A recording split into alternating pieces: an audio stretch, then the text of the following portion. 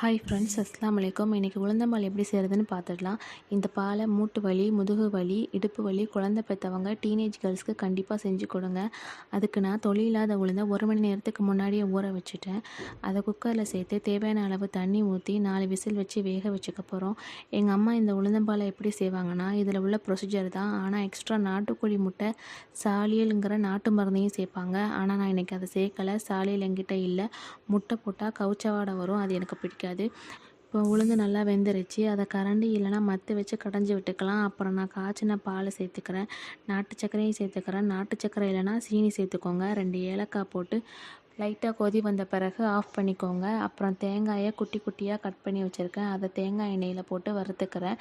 அவ்வளோதான், நம்ம உளுந்தம்பால் ரெடி. இது பாயாசம் மாதிரி தான் இருக்கும். கண்டிப்பாக உங்கள் வீட்டில் நீங்கள் ட்ரை பண்ணி பாருங்கள். உங்கள் குழந்தைங்களுக்கும் பிடிக்கும். என்னுடைய அடுத்தடுத்த காணொளிக்காக காத்திருங்கள் தோழிகளே. அஸ்ஸலாமு அலைக்கும்.